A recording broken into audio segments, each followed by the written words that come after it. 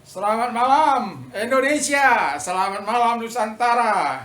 Saya berbahagia kembali boleh menyapa Anda melalui YouTube ini. Damai sejahtera Allah yang melampaui segala akal kiranya memelihara hati dan pikiran kita semuanya. Bagi orang-orang percaya, Tuhan Yesus memberkati kita semuanya. Tuhan Yesus, saya akan melanjutkan seperti apa yang saya katakan tadi pagi, bahwa Yesus adalah sahabat sejati. Apa yang dilakukan oleh Yesus kepada kita itu bisa Anda dengar di yang tadi pagi. Hari ini saya mau berkata, Yesus itu sahabat sejati kita. Apa yang kita perbuat bagi sahabat sejati itu? Ada 3 hal yang kita harus perbuat kepada sahabat sejati kita, yaitu Yesus Kristus. Masih pembacaannya dari Yohanes 15 ayat 9 sampai dengan ayat 17. Seperti Bapa telah mengasihi aku, demikian juga aku telah mengasihi kamu. Tinggallah di dalam kasihku itu. Tinggallah di dalam kasihku itu. Jika kamu menuruti perintahku, kamu akan tinggal dalam kasihku, seperti menuruti perintah Bapakku dan tinggal dalam kasihnya. Semuanya itu kukatakan kepadamu, supaya sukacitaku ada di dalam kamu dan sukacitamu menjadi penuh. Inilah perintahku, yaitu supaya kamu saling mengasihi seperti aku telah mengasihi kamu. Tidak ada kasih yang lebih besar daripada seorang yang memberikan nyawanya untuk sahabat-sahabatnya. Kamu adalah sahabat-sahabatku jikalau kamu berbuat apa yang kuperintahkan kepadamu. Aku tidak menyebut kamu lagi hamba, sebab hamba tidak tahu apa yang diperbuat oleh tuannya. Tetapi aku menyebut kamu sahabat, karena aku telah memberitahukan kepada kamu segala sesuatu yang telah kudengar dari Bapakku. Bukan kamu yang telah memilih aku, tetapi akulah yang memilih kamu, dan aku telah menetapkan kamu supaya kamu pergi dan menghasilkan buah, dan buahmu itu tetap, supaya apa yang kau minta kepada Bapa dalam namaku diberikannya kepadamu. Inilah perintah kepada kamu, kasihanilah seorang akan yang lain. Ada ayat 12, inilah perintahku, yaitu supaya kamu saling mengasihi seperti aku telah mengasihi kamu. Jadi yang harus kita lakukan kepada sahabat kita itu, yang pertama adalah mengasihi sahabat kita yang sejati itu, yaitu Tuhan Yesus. Dalam Matius 22 ayat yang ke 37 dan 39 di sana dikatakan, you shall love the Lord your God with all your heart, with all your mind, ya, with all your soul. Jadi kita harus mengasihi Tuhan dengan segenap hati, dengan segenap jiwa, dengan segenap pikiran. And then the second, you shall love your neighbors as yourself. Jadi engkau harus mengasihi sesamamu seperti dirimu sendiri. Saya akan membawa ini secara khusus, mungkin besok pagi. Jadilah sahabat bagi semua orang. Nah, supaya kita bisa menjadi sahabat bagi semua orang, dalam hal kita mengasihi kepada dalam kita menunjukkan sesuatu kepada sahabat kita yang sejati, yaitu Tuhan Yesus Kristus, ada 3 hal. Ketika kita ini benar melakukannya kepada Allah, maka saya yakin dan percaya dalam membangun persahabatan dengan orang lain yang diperintahkan oleh Tuhan bagi kita untuk jadi sahabat bagi semua orang lain, itu akan bisa terwujud. Tapi apabila kita gagal mengasihi sahabat kita Tuhan Yesus, maka kemungkinan besar kita akan gagal membangun persahabatan dengan orang-orang di luar itu. Itu sebabnya yang pertama Tuhan katakan kepada kita, kalau sahabatnya dia mengasihi kita, sebaliknya kita juga harus mengasihi dia. Mengasihi kita dengan segenap hati kita. Jadi segenap hati kita itu kita berikan kepada Allah, karena dia sudah memberikan yang terbaik bagi kita. Segenap jiwa kita, segenap kekuatan kita, segenap pikiran kita. Dan itu tidak bisa dilakukan dengan bermain-main. Harus dilakukan dengan serius. Karena sahabat kita itu telah memberikan kehidupannya dan mengasihi kita ketika kita masih berdosa. Dan sebagai responnya, kita mengasihi Tuhan dengan segenap kekuatan kita, dengan segenap hati kita, dengan segenap jiwa kita, dengan segenap pikiran kita. Ada kan pikirannya dipakai untuk hal-hal yang tidak baik. Bukan merancangkan, melakukan hal-hal yang baik bagi masyarakat atau bagi pekerjaan Tuhan, atau merancangkan ide-ide yang brilian untuk suatu tugas, atau ide-ide yang bisa memberikan hal-hal yang positif bagi sahabatnya. Dan ketahuilah bahwa Tuhan itu tadi pagi saya katakan bahwa Tuhan itu tidak pernah merancangkan bagi sahabat-sahabatnya hal-hal yang jahat. Demikian juga kita seharusnya tidak ada udang di balik batu di situ, tapi ketulusan, keikhlasan, kemurnian, dengan hati yang murni, dengan iman yang baik. Itulah kita mengasihi sahabat kita itu. Ketika kita mengasihi sahabat kita dengan segenap hati kita, dengan segenap jiwa kita, dengan segenap kekuatan kita, dengan segenap pikiran kita, maka saya yakin dan percaya Tuhan pun akan senang ketika kita dengan sungguh hati kepada Tuhan. Bahkan pemazmur bilang begini, I have sought your face with all my heart. Be gracious to me according to your promise. Aku telah mencari wajah-Mu dengan segenap hatiku. Berkemurahanlah kepadaku karena janji-Mu, karena firman-Mu.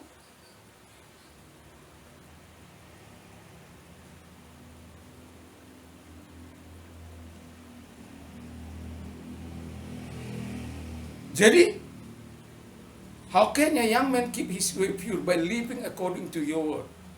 Bagaimanakah seorang muda mempertahankan kelakuannya bersih dengan melakukan firman Allah? I have sought you with all my heart.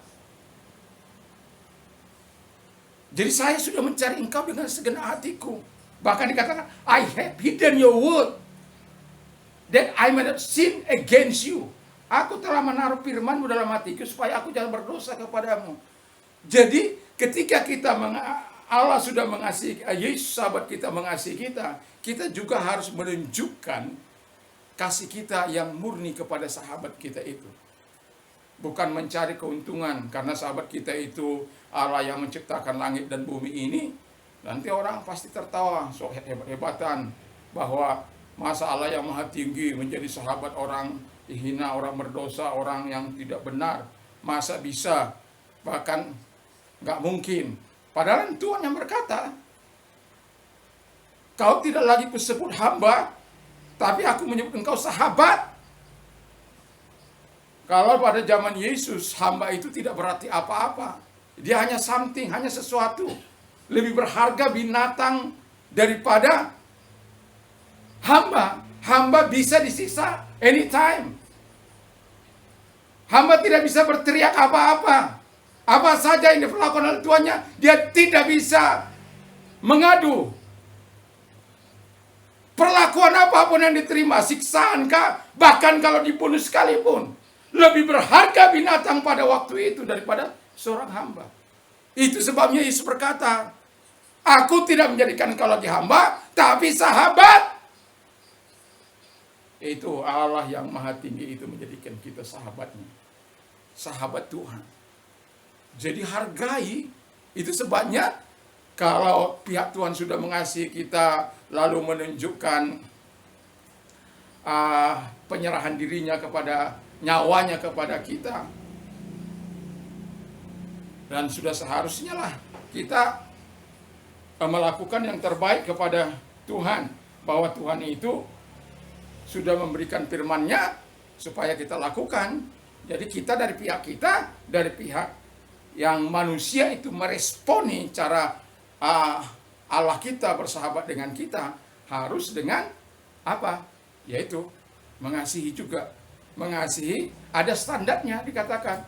Mengasihi Tuhan dengan segenap hatimu, dengan segenap jiwamu, bahkan di Lukas kata dengan segenap kekuatanmu, dengan segenap akal budimu.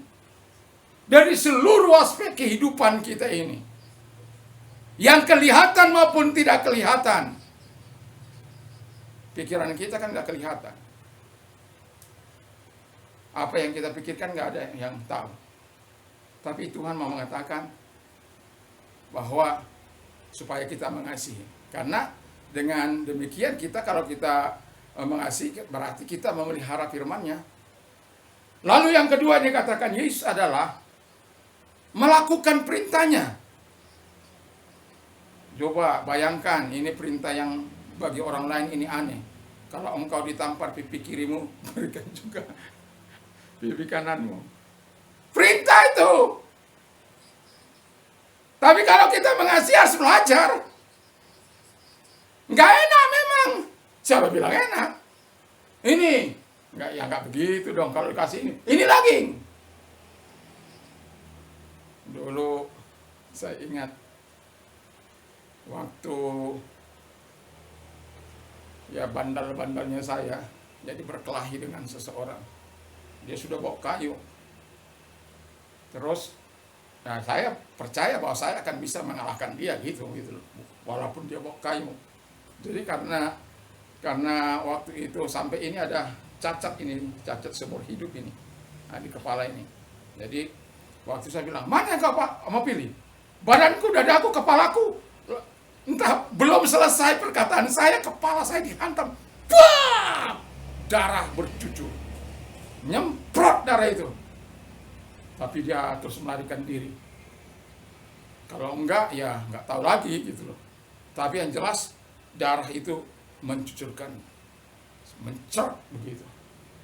Waktu saya pulang kampung dengan dia jadi supir taksi dan saya naik taksinya, kita bercerita bercanda.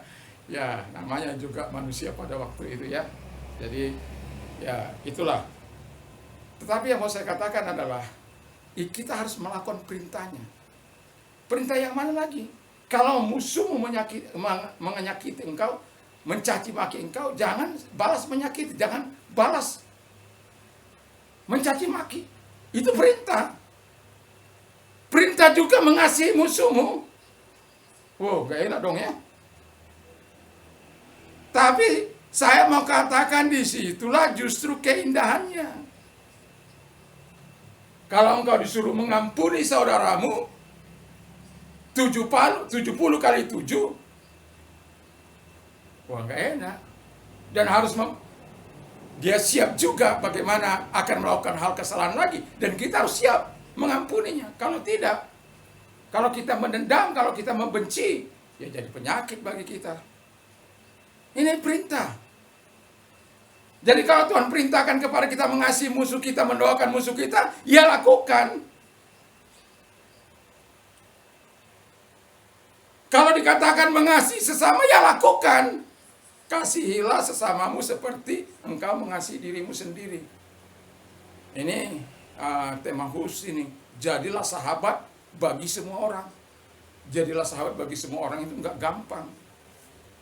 Di namanya seluruh wilayah Indonesia ini ada berbagai agama, kaum, suku dan bangsa. Bagaimana kita memandang mereka? Bagaimana kita berada di satu tempat di wilayah Republik Indonesia ini tanpa merusak, tanpa harus membenci sahabat sesama anak bangsa, walaupun berbeda, seperti taman berbeda, tapi indah ketika semua orang bisa menerima satu dengan yang lain. Nah, jadi yang kedua itu melakukan perintahnya, menuruti perintahnya atau melakukan perintahnya. Jadi mengasihi, kita mengasihi dengan segenap hati, dengan segenap jiwa, dengan segenap kekuatan, dengan segenap akal budi, maka kita akan bisa melakukan perintahnya kan. Terakhir bagian ketiga dia katakan dia memberikan firman-Nya. Nah, firman-Nya itu yang memurnikan kita, menyucikan kita, memampukan kita. Supaya apa? Supaya kita lebih intim dengan Dia. Beberapa waktu yang lalu mungkin kalau masih ingat saya bilang, kalau magnet atau sembrani itu, dia hanya bisa bersahabat dengan yang satu sifat dengan dia. Jadi kalau satu sifat dengan dia, misalnya besi, kaleng, apalah yang satu sifat dengan dia, maka dia akan lengket, ya, dan diangkat. Tapi kertas atau kayu nggak bisa lengket di situ, terkecuali dia dijepitkan dengan apa baru. Tapi secara asli dia nggak bisa lengket sendiri, nggak bisa, karena nggak satu sifat dengan sembrani atau magnet tersebut. Nah, kita juga kalau satu sifat dengan Tuhan, kita akan menyatukan pikiran Tuhan dengan pikiran kita, hati Tuhan dengan hati kita, perasaan Tuhan dengan perasaan kita, tindakan Tuhan dengan tindakan kita, perkataan Tuhan dengan perkataan kita. It is not about me. It is about Jesus. Ini bukan tentang saya, tetapi tentang Yesus yang sudah menunjukkan kasih setianya kepada kita, yang telah menunjukkan kemurahannya kepada kita, sehingga nantinya kita bisa menjadi sahabat bagi semua orang kalau kita telah melakukan 3 hal ini. Ya kalau tidak, kita masa bodoh, cuek saja. Memangnya gua mikirin diri sendiri udah lelah, memikiri orang lain. Tapi kalau orang yang sudah mengasihi kita, yang sudah memberikan, seperti yang saya katakan tadi, mengasihi kita, memberikan nyawanya, lalu memberikan firman-Nya, respon kita. Ada orang tanpa respon, ya nggak apa-apa, Tuhan nggak apa-apa. Kamu nggak meresponi apa yang dikatakan engkau menjadi sahabatku, nggak apa-apa. Tapi bagi mereka, khususnya bagi orang-orang percaya, itu wajib meresponi. Merespon dengan cara bagaimana? Kembali mengasihi dia, lalu menuruti perintahnya atau melakukan perintahnya. Kalahkan kejahatan dengan kebaikan. Gak mudah kan? Tapi itu perintah, kalahkan kejahatan dengan kebaikan. Ketika saya habis satu peristiwa 171, saya sudah bilang istri saya menangis karena habisnya harta benda tersebut. Saya keluar baju di badan, dan istri saya masih ada pakaian anak-anak yang di bawah, tapi itu pun nggak banyak. Di kebang yang saya pakai itu hilang lagi, sampai memakai shot kakak ipar saya. Tetapi saya tidak ingin membalas yang jahat dengan yang jahat. Ketika orang yang mengambil barang-barang saya yang saya saksikan dengan mata kepala saya sendiri datang ke rumah minta tolong, saya tetap memberikannya. Saya tetap memberikan yang terbaik. Dia bilang gak ada uangnya untuk berlebaran, gak ada uangnya untuk beli pakai anaknya sakit, dan lain sebagainya. Waktu itu ada baju saya yang baru, saya kasihkan itu. Baru saya cerita sama istri saya. Itu orangnya yang begini-begini itu. Wah, dia marah sekali. Kalau saya tahu saya tidak kasih. Tapi saya bilang sama istri saya, nggak boleh. Nggak boleh membenci, nggak boleh membalas yang jahat dengan yang jahat. Kalahkan kejahatan dengan kebaikan. Ketika ada orang memfitnah saya, terus kemudian ini sampai kemana-mana lah, sampai ke kepolisian. Lalu saya tetap melakukan yang baik kepada mereka. Tapi ketika seseorang bilang, kenapa bisa begitu? Dia bilang begitu. Jangan lagi, jangan tolong lagi. Ada orang yang mendatangi saya, jangan tolong, nggak usah. Orang seperti itu nggak perlu ditolong. Saya bilang kepada dia, Tuhan saya tidak pernah mengajar saya membalas yang jahat dengan ini. Mana ada ajaran seperti itu, Pak? Saya bilang, kalau Anda bersedia mendengarkan saya akan bukakan ayatnya. Saya akan berikan ayatnya pada Anda. Nah, melakukan perintah itu memang gak gampang. Tapi saya juga bukan manusia super. Tapi kita harus belajar untuk melakukannya. Kita harus belajar untuk melakukan kehendak Tuhan. Kita harus belajar melakukan perintah Allah. Mazmur bilang begini, Mazmur 119 ayat yang ke-50. You are my portion, O Lord. I have promised to obey your word. Engkau bagian hidupku, Tuhan.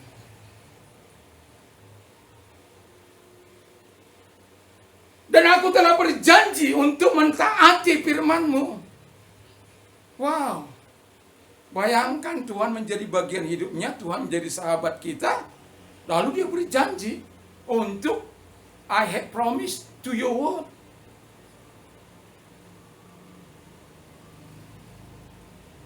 I have promised to obey your word. Maksud saya begitu. Jadi aku telah berjanji untuk mentaati firman-Mu. You are my personal Lord.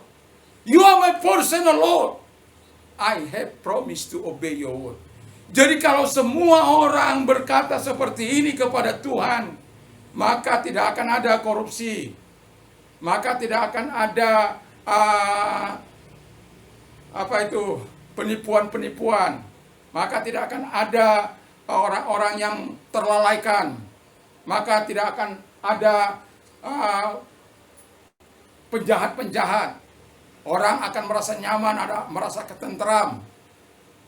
Seperti beberapa waktu yang lalu saya katakan, ketentraman membuat kita bisa membangun, ketentraman kita bisa membuat sesuatu. Karena apa? Takut akan Tuhan. Oh, luar biasa. Jadi kehidupan kita sebagai orang percaya, ya lakukan perintah Allah. Itu aman. Jadi kalau kita melakukan perintah Allah, saya mau katakan begini. Kalau Anda tidak punya kekuatan untuk melakukan itu, minta kekuatan daripada Allah. Pasti Tuhan akan beri kekuatan bagi kita. Karena memang kita secara daging, itu tidak bisa. Nggak bisa. Pastilah kita memberontak. Pastilah kita apalagi telah merugikan kita. Tapi nggak bisa. Kita nggak bisa menyakiti orang. Tidak bisa dendam terhadap orang, nggak bisa. Tidak bisa membenci orang, nggak bisa. Tidak bisa mengabuli orang, tidak bisa. Tidak bisa menginginkan hak orang lain, nggak bisa. Lakukan perintah. Kalau Tuhan katakan hanya sujud kepada Tuhan, ya sujud saja kepada Tuhan. Beribadah kepada Tuhan, beribadah kepada Tuhan. Ya kasih sesamamu seperti dirimu sendiri. Ya, itu kuncinya kan. Kalau nggak ada orang membenci dirinya kan, terkecuali dia sudah ada senunya sedikit, baru dia bisa mungkin membenci dirinya. Tapi orang yang sehat, waras, pasti dia mengasihi dirinya. Nah, itu standarnya kita mengasihi orang lain. Jadi kalau kita mengasihi diri kita, ya kasih juga orang lain. Itu kata firman Allah. Tapi yang terlebih dulu, kalau kita gagal mengasihi Allah, makanya dalam keluarga Kristen kenapa banyak kegagalan? Itu karena gagalnya dia mengasihi Allah. Saya bilang pada keluarga saya, seringkali saya bilang pada keluarga saya, sama istri saya, sama anak-anak saya, sebenarnya untuk orang yang kita kasihi, kita rela membangun, kita rela berkorban untuk orang yang kita kasihi. Tetapi harus juga ada timbal baliknya dalam hal itu. Jadi saya untuk membantu istri saya dalam menyuci, dalam menyetrika, saya tidak pernah malu. Tapi saya merasakan pertolongan itu. Melakukan perintah Allah demi orang yang kita kasihi. Apa pengorbanan itu sudah harus wajib kita lakukan. Nah, jadi lakukan perintah Allah. Yang ketiga yang dikatakan oleh firman Allah, memberikan buah. Buah apa? Buah pertobatan. Buahmu itu tetap, pertobatan harus tetap. Buah kasih harus tetap. Buah roh harus tetap. Buah keadilan harus tetap. Harus ada dalam kehidupan kita. Sehingga buah-buah itu akan menghasilkan sesuatu. Jadi kalau kita sudah percaya, ya tentu kalau kita sudah mengalami pertobatan, orang lain ingin juga dong kita selamatkan dengan bersaksi kepada kita supaya buah kita tetap. Artinya kita tetap melakukan pemberitaan firman Allah itu, diterima atau tidak terima, tetapi kita tetap melakukan pemberitaan firman yang sudah diberikan Allah kepada kita, yang sudah dikasih Allah kepada kita. Supaya dengan inilah nanti kita bisa menjadi sahabat bagi semua orang. Dengan standar inilah kita nanti bisa menjadi sahabat semua orang. Karena kalau tidak dengan ini, maka kita tidak akan bisa menjadi sahabat dengan semua orang. Kita akan memandang orang lain penuh dengan curiga. mungkin ini ada apa-apa ini, mungkin ini ada kepentingan lain ini, mungkin ada kemauan ini, mungkin ada keinginan di balik yang lain ini. Oh, ini pastilah ada maksud tertentu. Kita jadi begitu. Tapi kalau kita sebagai orang percaya yang sudah mengerti akan firman Allah, kita akan berpikiran positif. Karena apa? Whatever you are meant to do to you, do also to them. For this the law and the prophet. Apa saja yang orang lain ingin lakukan kepada, lakukan demikian. Karena di sini termasuk hukum Taurat dan para nabi. Jadi kalau kita tidak mau dicurigai orang itu, jangan curigai dia dong. Kalau kita berpikiran positif kepada dia, dia juga akan berpikiran positif kepada apa saja yang ingin engkau lakukan, orang lain lakukan kepadamu, lakukan demikian. Kalau engkau mau dikasih, dihargai, kasih dan hargai juga dia. Jadi kalau standar ini kita punya, saya yakin dan percaya, ya walaupun ada banyak saudara-saudara kita di luar sana yang intoleran, radikal, yang memandang agama selain agamanya yang sebelah mata, ya, tetapi nggak apa-apa. Mungkin karena ketidaktahuannya, mungkin selama hidupnya dia tidak pernah membaca firman Allah, karena mungkin sudah dicekoki supaya tidak membaca firman Allah. Ya kita nggak tahu. Tapi mau saya katakan, ya kita nggak boleh kepada mereka berpikiran negatif, berpikiran optimis, positif kepada mereka, sehingga kita nantinya bisa menikmati. 3 hal ini harus kita lakukan kepada sahabat kita. Yang pertama mengasihi, yang kedua melakukan perintahnya, dan yang ketiga tetap tunjukkan buah-buah kita. Supaya apa? Kita menjadi sahabatnya Tuhan. Nah, besok pagi saya akan mengatakan bagaimana jadi sahabat bagi semua orang. Tuhan Yesus memberkati kita, dan biarlah kasih dan rahmat-Nya menguasai kita semuanya. Amin. Mari kita berdoa. Damai sejahtera yang melampaui segala akal akan memelihara hati dan pikiranmu. Berbahagialah orang yang mendengar dan yang memelihara serta melakukan firman Allah. Iman timbul dari pendengaran firman Kristus.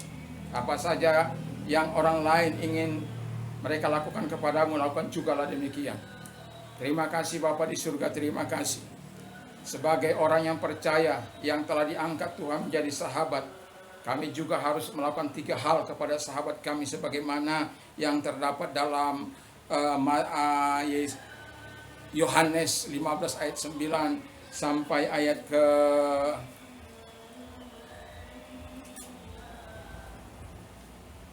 17 itu Bapa di surga. Terima kasih Bapa di surga, terima kasih. Kami yakin, kami percaya kepadamu Tuhan. Engkaulah Allah kekuatan kami. Dengan kekuatan kami tidak bisa melakukannya. Tapi dengan kekuatan Tuhan yang telah memberikan kekuatan kepada kami yakin kami mampu melakukan itu. Kami sudah Tuhan selamatkan, sudah Tuhan berikan nyawamu yang abadi itu bagi kami, supaya kami memiliki hidup yang abadi itu. Dan kami juga meresponi segala apa yang Kau perintahkan itu Bapa. Kami juga mau masuk dalam bagian apa yang Kau kehendaki, Kau perintahkan kepada kami. Terima kasih Bapa di surga, terima kasih. Sehingga nantinya apa yang menjadi bagian kami untuk masyarakat, untuk orang-orang di sekitar kami, kasihilah sesamamu sama seperti Engkau mengasihi dirimu sendiri. Kami tahu itu tidak gampang untuk bisa menjadi sahabat bagi semua orang. Tetapi sebagai orang percaya yang dimana Tuhan sudah memberikan teladan bagi kami harus belajar bisa menjadi sahabat bagi orang lain. Terima kasih Bapa di surga, terima kasih. Kami bersyukur, berkati bangsa dan negara kami, berkati presiden kami, wakil presiden, para menteri, bupati, gubernur, bupati, camat, lurah, RT, RW. Oh Tuhan, berkati semua pejabat-pejabat negeri kami, dari Sabang sampai Merauke, dari Miangas sampai Pulau Rote. Semuanya pejabat kami diberkati oleh Tuhan. Terima kasih Bapak, gereja-gereja Tuhan Ars Nasional diberkati, Pantai Kosta, gereja Pantai Kosta diberkati, sahabat-sahabat kami melayani dimanapun mereka, Tuhan berkati, umat-Mu Tuhan berkati, kami semuanya diberkati oleh Tuhan dalam nama Yesus, ya amin. Tuhan memberkati.